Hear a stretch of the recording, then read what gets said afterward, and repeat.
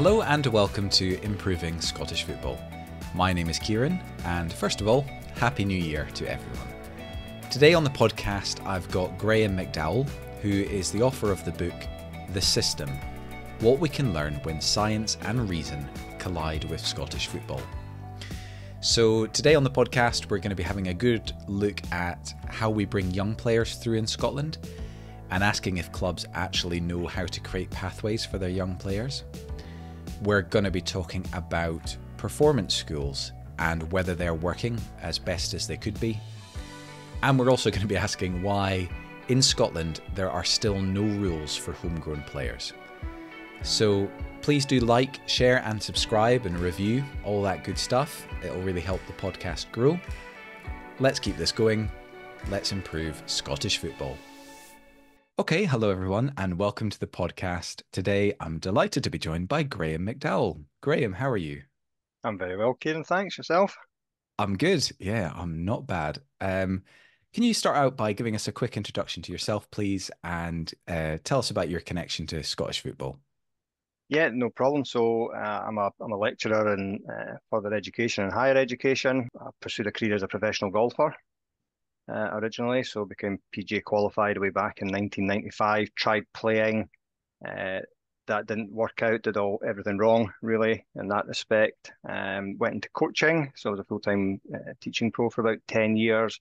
And yeah, kind of got really interested in a number of things around skill acquisition and why my own playing career hadn't worked out. And that kind of led me back into academia, where I went to university a little bit later on in life and started to specialise in talent identification development, and kind of led me to where I am today in terms of football, probably driven by, well, the kind of just own personal interest in football, and been growing up around dinner tables with fathers and grandfathers and all of these kind of things where they say football was invented to give dads and granddads something to talk about, and that was certainly the case in our house because we talked about very little else. It would always come back to football, and then my own son's involvement in football latterly, where I was kind of happy to drop him off and then slope into the background, but eventually get pulled to the foreground, and you get involved in coaching. So I was involved in that for 4 or 5 years, and what came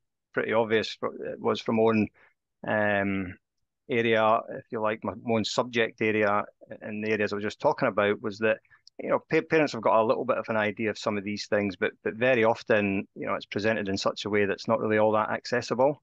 A lot of the things that are in the book, like maturation and the relative age effect, and so I thought it would be good to try and put some stuff down in what I consider to be layman's terms in the book, just because I had access to that particular story. So during lockdown, I thought, right, I'll start to sketch this out, and it might have some use in that respect. Good. Yeah. So your book, you've obviously called the book The System. So in kind of layman's terms, can you explain what the system is for us?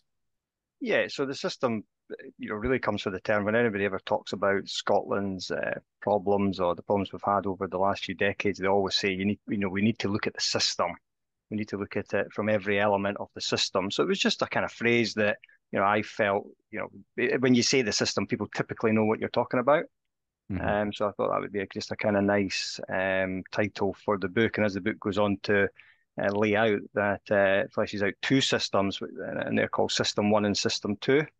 And if I'm jumping the gun here, can you just tell me? But that was a basic kind of organising structure to the book, and it was looking at the way in which we start off, everybody's playing grassroots football, and then very, very early, we take what we believe to be the best players and put them on the pro youth system trajectory, if you like.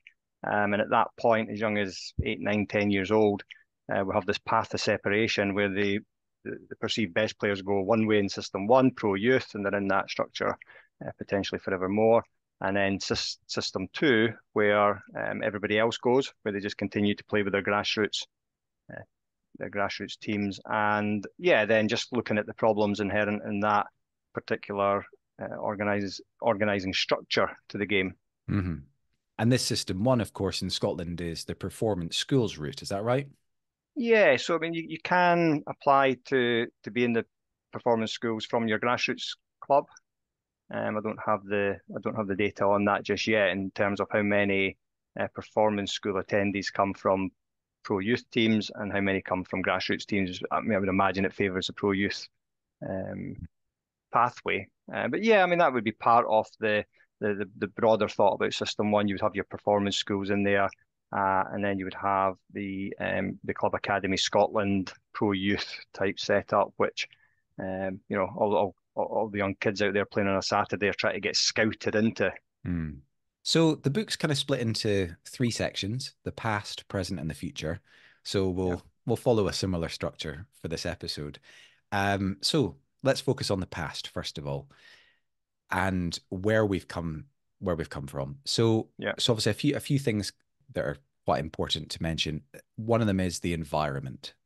yeah. And you talk in the book quite extensively about kind of street football Hmm. and why back in the day, why Scotland produced so many, great players, playing on things like red ash pitches, Yeah. conditions that were tougher than the real game. Yeah, I mean, so you're right. The book's structured in that sense, and you know, I went back and I kind of found out things I didn't know. The further I went back, the more enlightening it was for me in terms of the kind of involvement Scotland had in the game around the world. You know, you kind of hear all these stories about founding fathers in Argentina, Brazil, and South America, and all these places, and that's fine. I think every country's got lays some claim to being the founders of football, you know, and that's fine. But what didn't seem to be under any dispute was Scotland's role in pioneering the passing game. I don't know if you've heard the term, well, you will have from the book, the Scotch professors. And you know, we became known for this style of football that seemed to be a way of counteracting, you know, more physical teams because typically Scots were more diminutive in terms of their stature, tended to be kind of smaller. So we developed this fast passing game. And then you take that into the 20th century generally, and there's Scottish players playing for, you know, all these teams in England as well as the teams in Scotland. All of these kind of things. You start to go back and you look at, well, let's have a look at their upbringing, you know, as youths and see what that was like. And you find these kind of harsh working class conditions. Typically in football, very often was a way out of those conditions for people. You know, very organic, very unstructured, very little parental involvement as you're coming through that. And as you say, you know, kind of on the streets, on these red ash pitches in the west of Scotland, which if you ever played on them, then you'll remember it because it was brutal. Mm-hmm. You know, and they used to play with that Mitre Mould Master ball, which didn't lend itself to being punted because it was anything slightly mistimed would literally break your foot. So, you know, you would tend to kind of, you would see more ball carriers, people who would, you know, dribble with the ball or protect the ball, use their body weight because you didn't want to fall on the stuff. And this kind of fitted with a lot of the stuff I'd been reading in terms of skill acquisition around the world and the conditions growing up in the likes of Brazil, you know, where they're playing on playing in very poor conditions, uneven surfaces. When they get to a World Cup, you have the likes of Pele describing going to a World Cup as feeling too easy. Huh. You know, because they're on this massive pitch, manicured, perfect balls. Everybody's wearing obviously a strip. It just felt easier by comparison to the conditions of their upbringing. Mm-hmm. And that seemed to chime really, really true with what I was kind of seeing when I was looking at the situation in Scotland. You know, and that then carries us through, and then things start to change around the turn of the century, which I can get into in a little bit. But yeah, that was the kind of prevailing conditions, and also the other standout feature of the 20th century was that players were typically coming into pro football later. Okay, and that was a major advantage for the later maturing boys, particularly the less physical ones.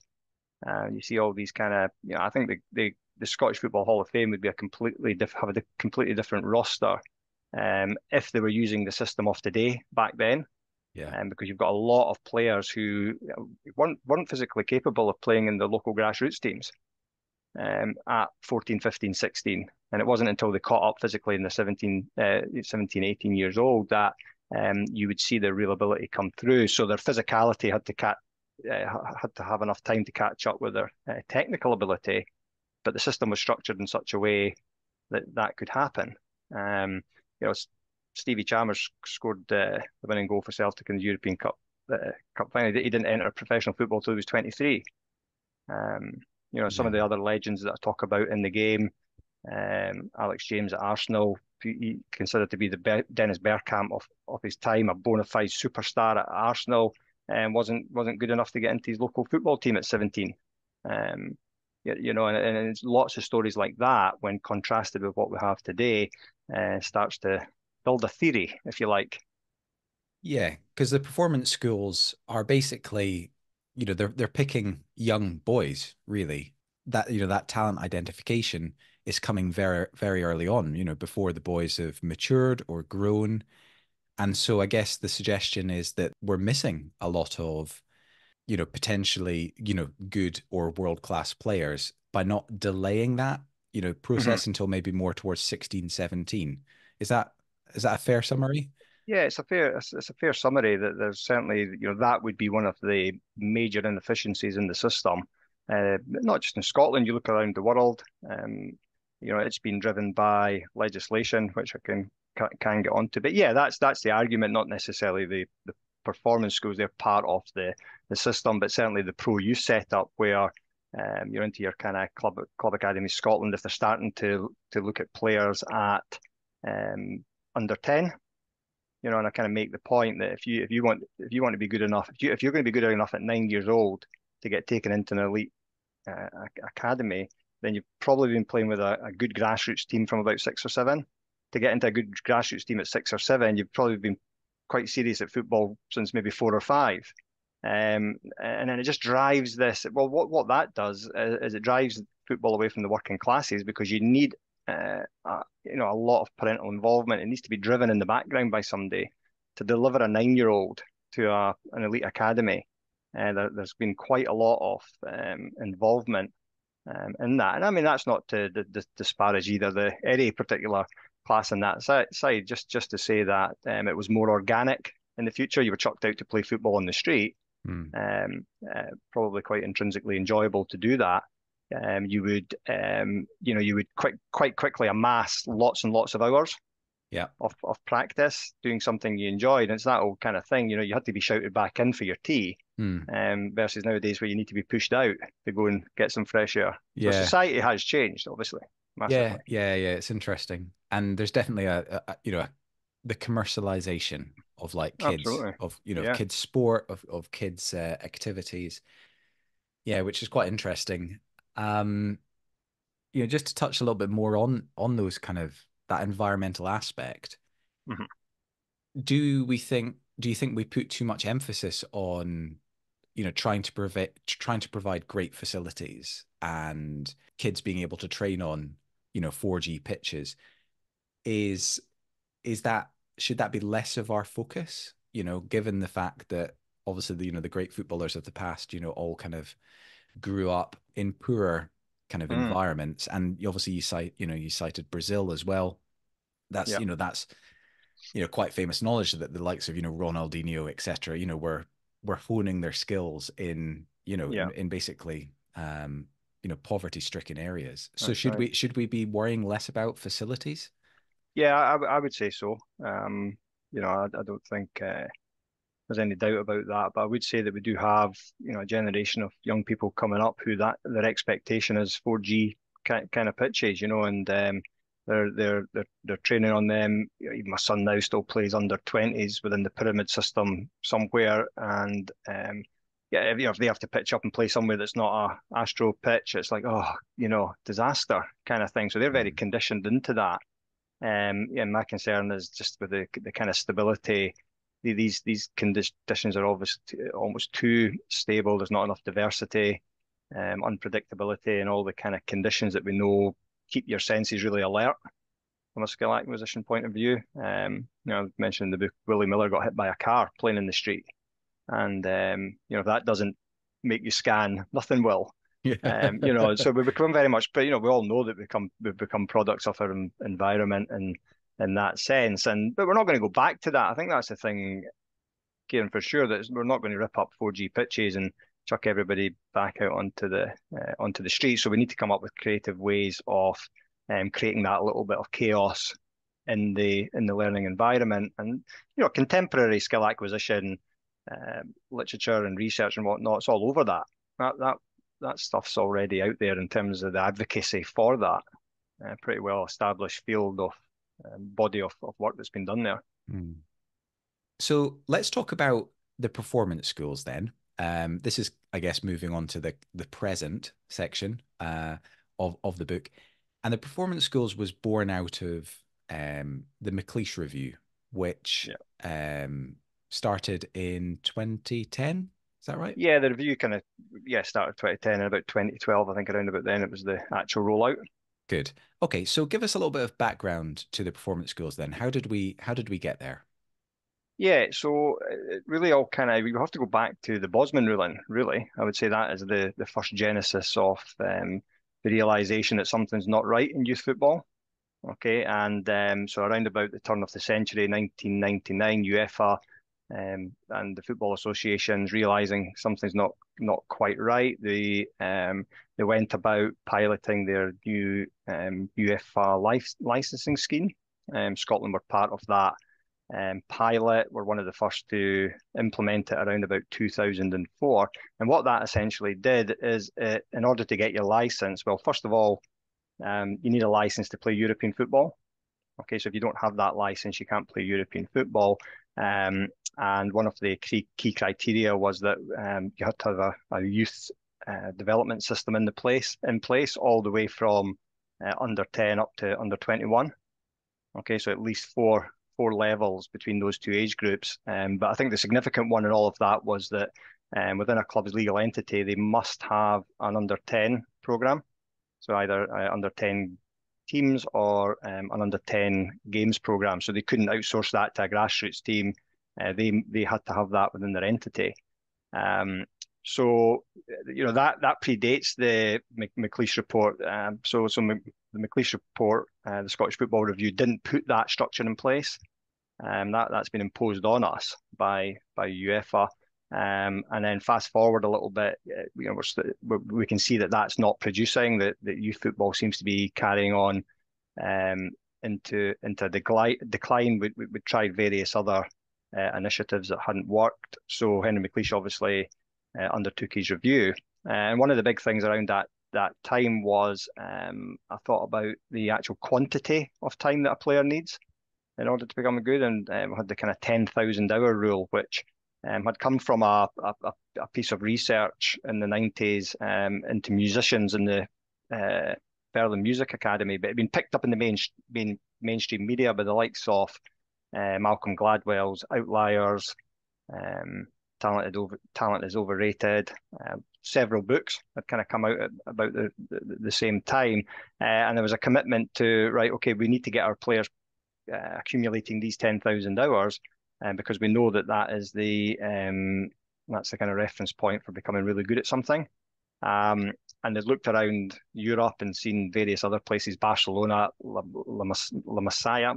Masia, sorry, had the residential situation where kids would come into the academy. They would be residential there. They could get their schooling there. They could get more hours that way, preschool, during school, after school. And therefore, it seemed to be this logical idea to implement that in Scotland, and that's what they duly did. I think they have around about 7 performance schools, something like that. So there's about 2,500 kids in System 1, which are on this pro-youth trajectory, okay. And a percentage of them will go to the performance schools. Mm. So is that too many? Is that not enough kids? What's the chat on that?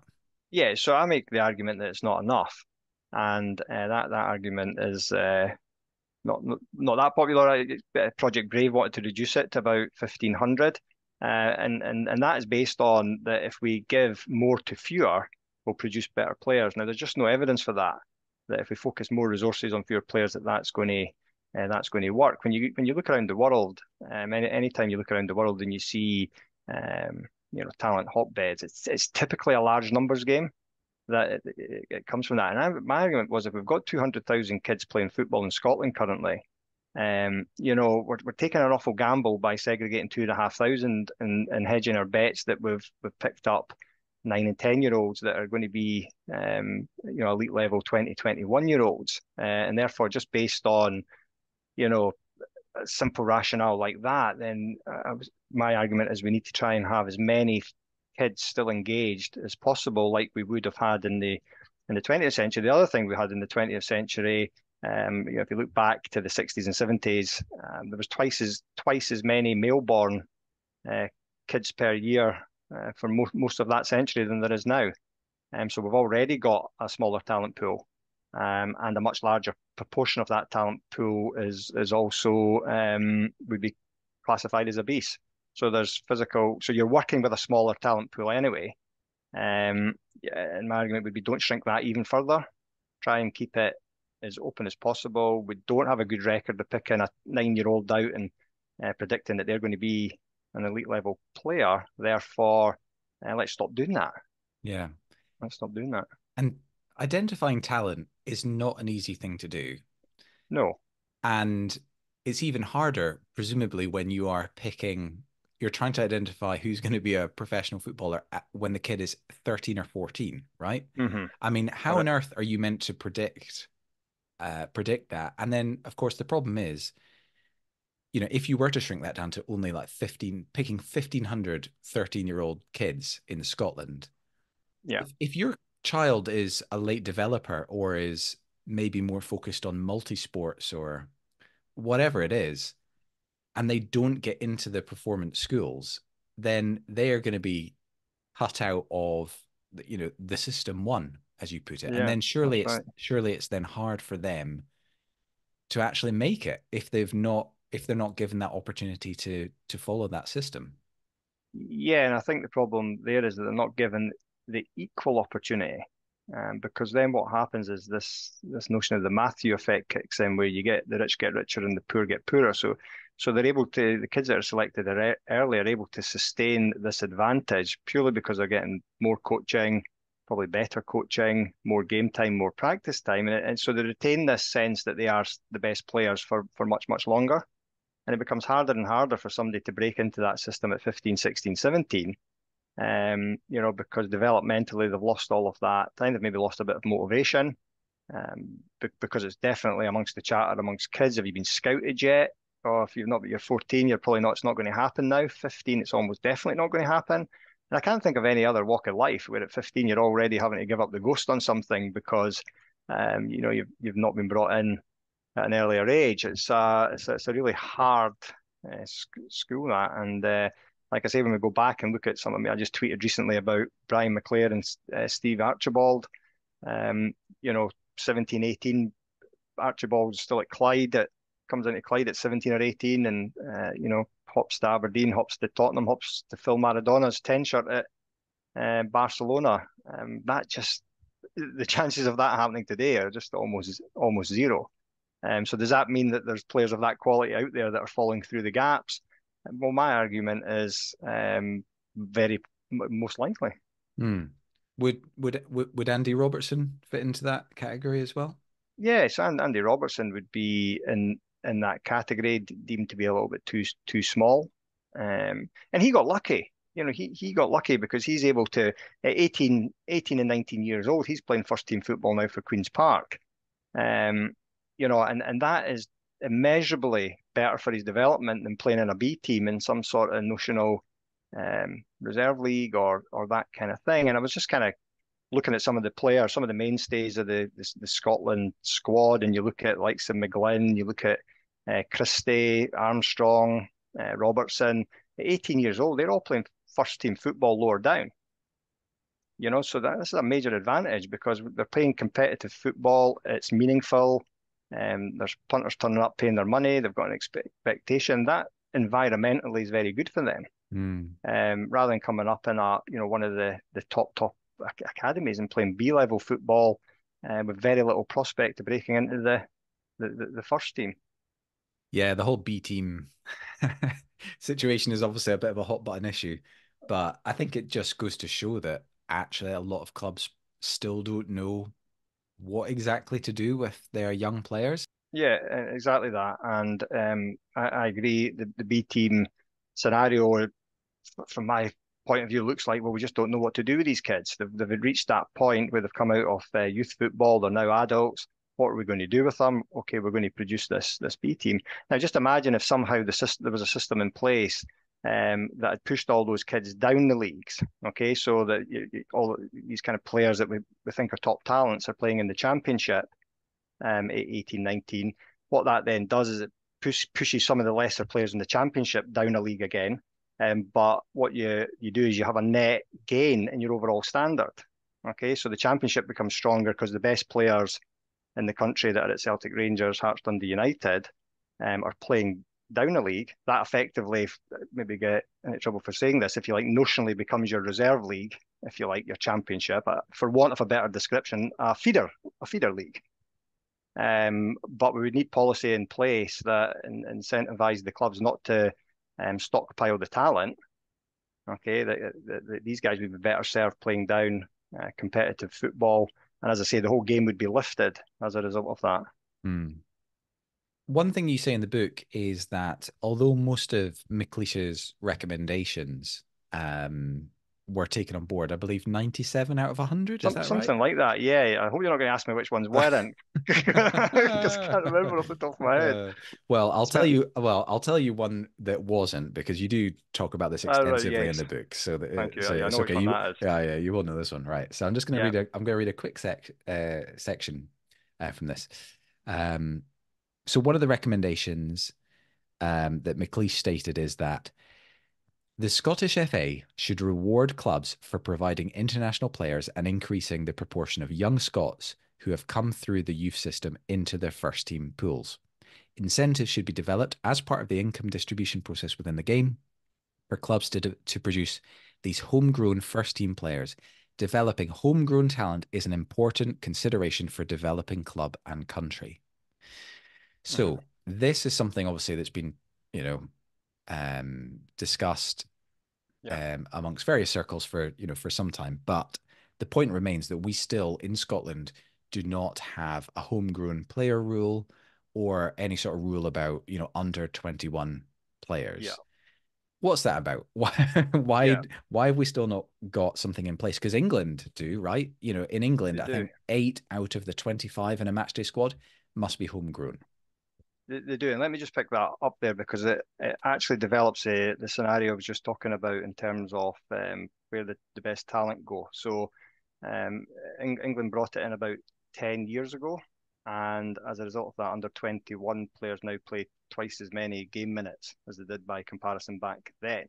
But the other thing that is done is it's driven more attention down to the players in the championship. So when they're filling those spots, very often they're taking players from the championship who've already played and are already first team players at that level. They're seen to be better bets than necessarily the players coming through their own academies. So it's driven that sort of situation. Now, a homegrown player policy in Scotland that did the same thing lifts the whole standard, because if you're better players that are languishing in B teams in the Premiership, logically can see that it's better to be a first team player in the championship. It raises the standard across the board, and as I was saying, maybe some of the lesser players in the championship go down a level, and everybody just shunts down a level. But as a result of shutting down a level, the overall standard's been raised.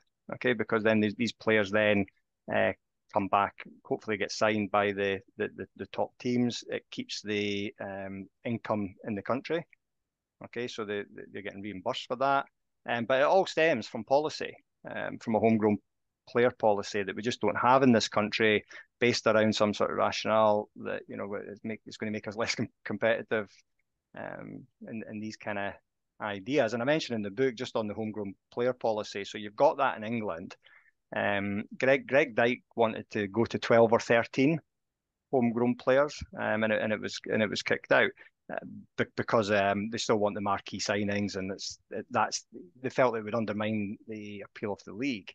Now, had he got his way on that, all you would have is a greater volume of top class English players, who, it just seems to go hand in hand. So if your national authorities won't put policy in place, it's up to the clubs themselves to decide if they want to pivot their strategy and go to that policy. And there's probably only one unicorn club, if you like, in Europe, and that's Athletic Bilbao, who have a Basque-only signing policy. And that means 85% of the players have to come through their academy. The other 15% have to have a Basque connection. Okay, now they're one of 3 clubs that have never been relegated from La Liga, have won the Copa del Rey, they've won a European trophy, they've got millions in the bank, a couple of €100 million in the bank, and they've got another couple of €100 million worth of assets on the pitch. And as I make the point in the book, they select from a region the same size as the Central Belt in Scotland. Okay, so it is possible. And not only that, they're not the only professional team in that region. You've got Real Sociedad. They operate a similar policy where they like the first team to be 60% academy based, and they're doing very well with it. And there's another professional team that escapes me, could be Alves or something like that. I'm not sure. So the home game, as far as I can see, we can talk about coaching, we can talk about performance schools, but this has to be a top-down approach. We need to fix the top for it to filter all the way down through the game, and I think fix a lot of ills. Yeah, I think a lot of fans would like to see some sort of policy in place. But yeah, I am amazed that no club has taken ownership of their own strategy on this. I mean, that's an amazing example that you cite, obviously, about Athletic Bilbao. And I'm just amazed that no, decent sized Scottish club has either taken that as a policy. I mean, maybe not just to be exclusively Scotland, Yeah, no. But I'm surprised no club's been like, we are going to make ourselves the most attractive place for young Scottish players to come and play, and you'll get first team experience. Because you would think it would just give them such a great selling point to the best young talent. Absolutely. So, yeah. And it is a bit worrying. I mean, when you look at the stats on the amount of, I mean, because these come out all the time because they are so bad. Yeah. But just the amount of Scottish players, actually playing in the Premiership is appalling. It's so low. I mean, obviously, some clubs are better than others, of course. I think Motherwell might be the best at the moment. Yeah, they're up there.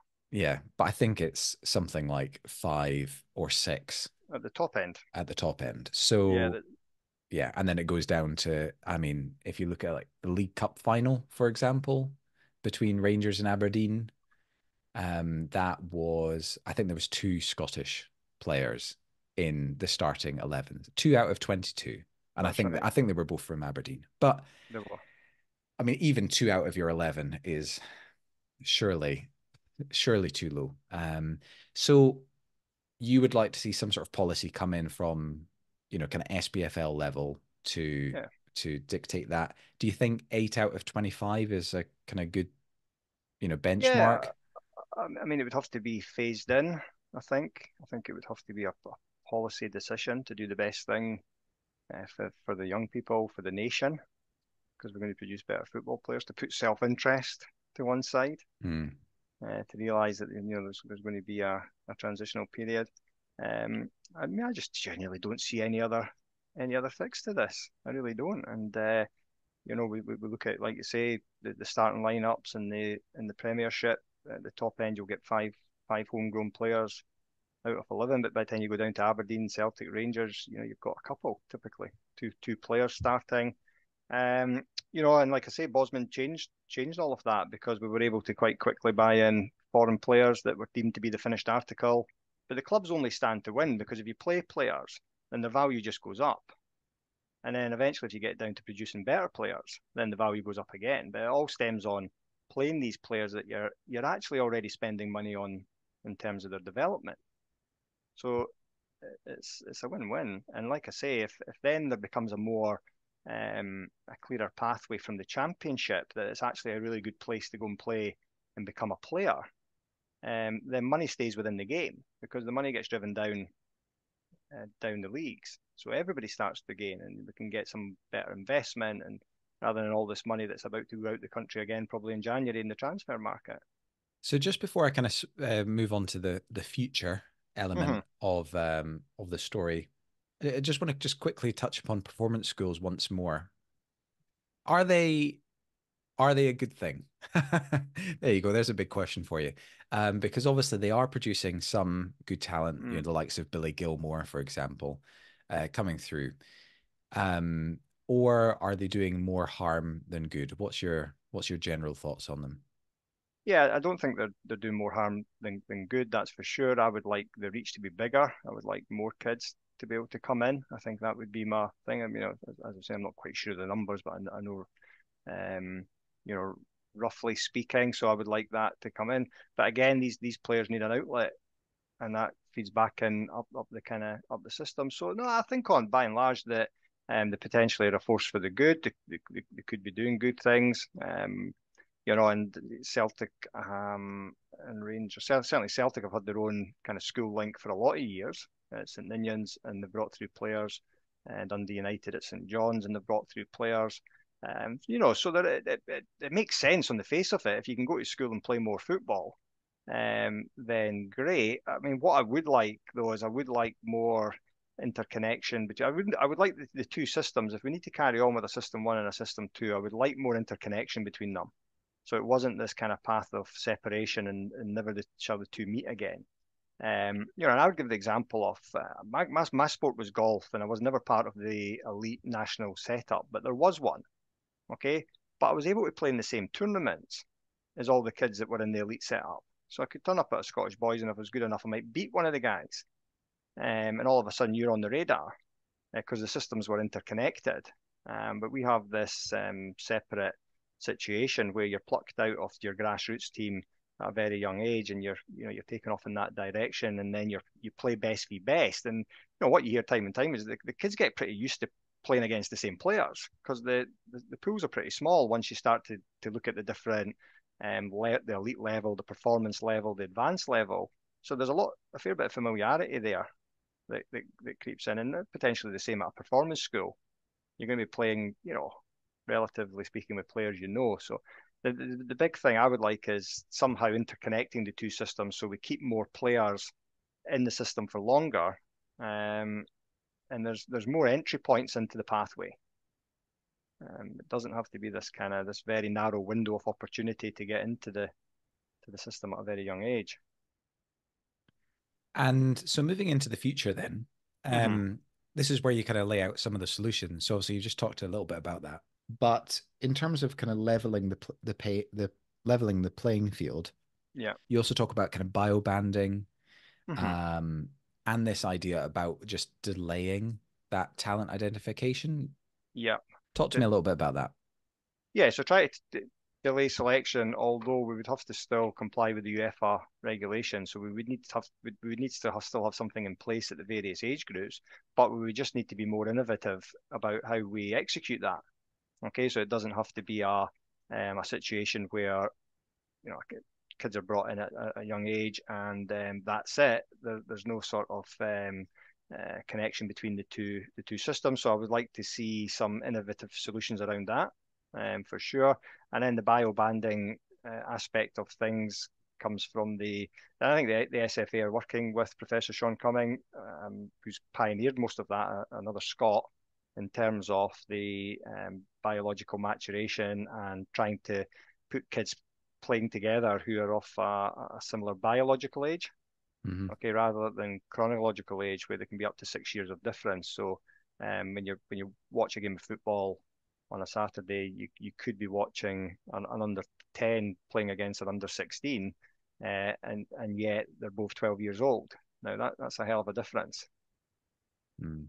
That's a hell of a difference, and we know which one's going to be selected from that group, and they're going to stand out. And you wouldn't even need to know anything about football to turn up at that pitch to select the best 12-year-old.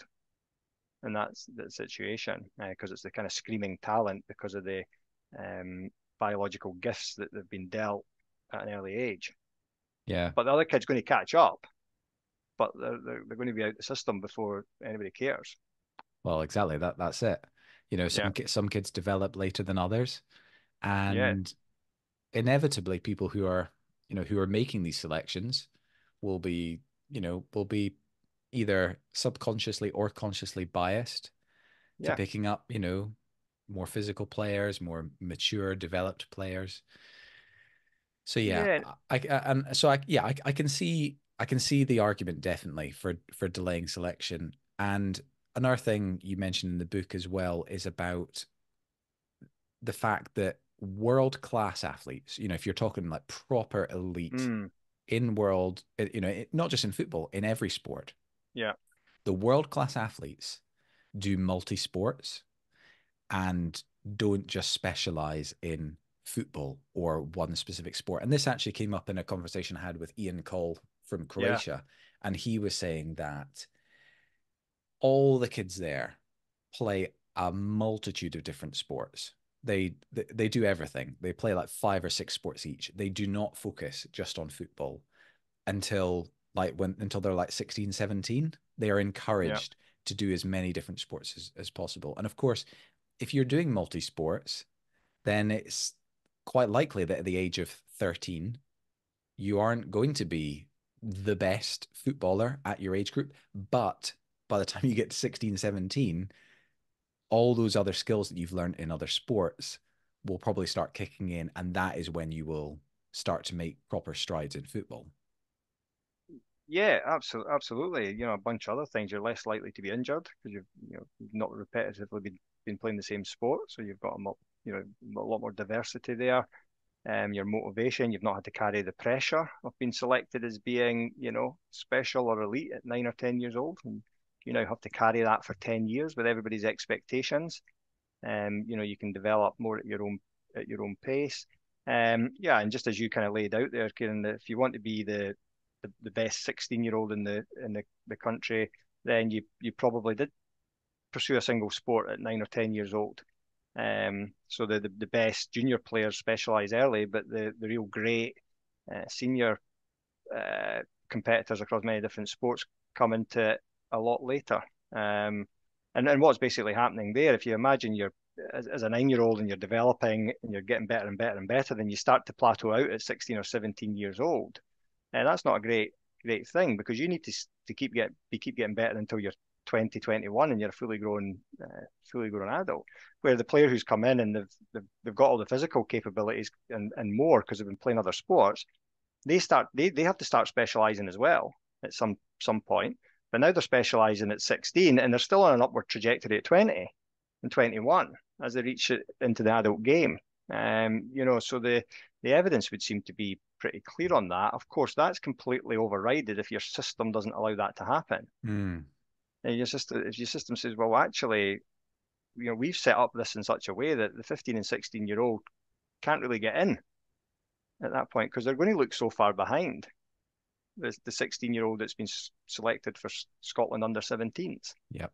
And then I've kind of put some data out there on that about the likelihood of you going on to be a future senior internationalist if you play underage football. It's pretty striking, Mm.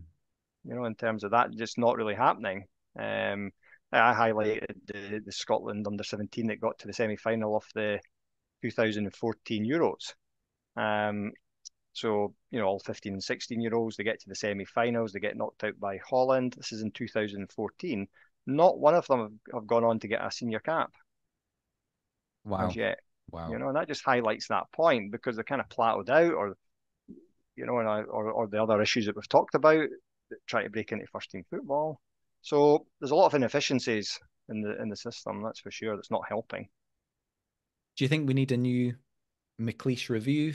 Not necessarily by him, but Uh, do we need is it time to take stock and revisit a lot of, where we've got so far and maybe reassess what needs to happen?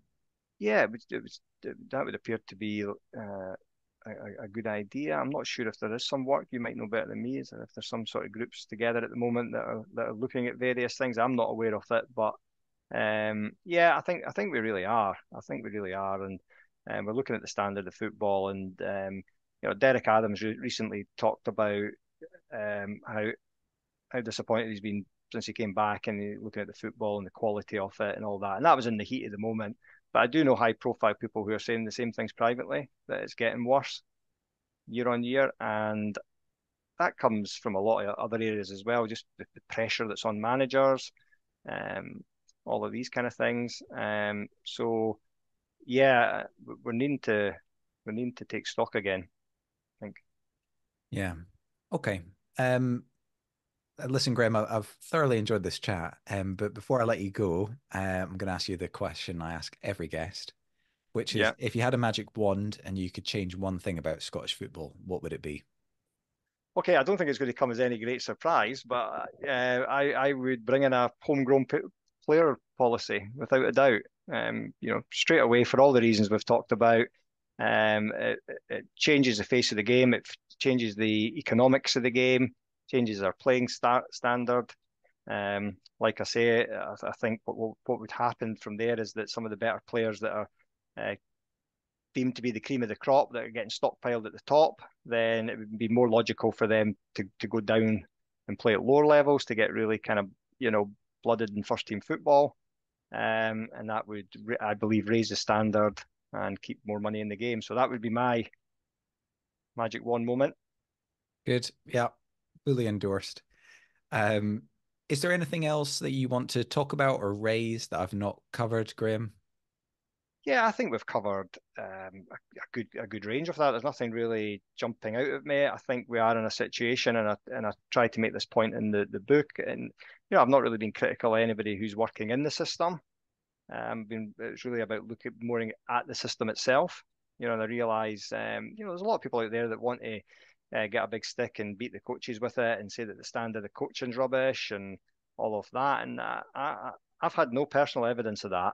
And my understanding is that by and large, everybody's working within the constraints of the system that's been given to them. So at some point, perhaps we do need to get down onto the ground and do a review of that side of things to be able to make a more evidence-based statement on how good the coaching is or it isn't. But no, not really. As I say, it was really just to try and look at the system as an outsider, with somebody who doesn't really have any skin in the game, and just say this is hopefully a good starting point.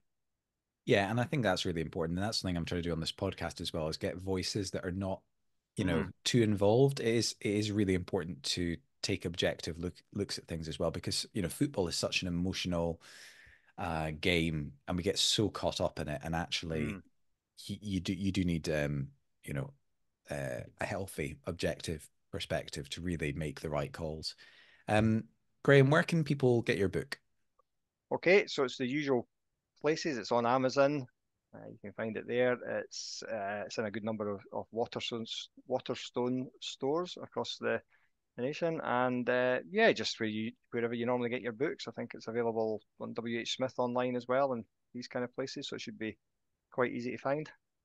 Great. Well, thank you so much for coming on, Graeme. Really appreciate it. Kieran. And big thank you to everyone who was listening. Thanks, Kieran. Appreciate it.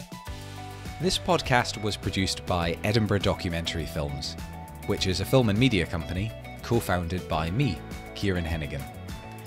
So we make documentaries for TV and cinema, but we also work with companies and brands to help them tell their stories in impactful and meaningful ways. You can find out more at edinburghdocs.co.uk, and please contact me directly if you'd like to talk about any potential projects.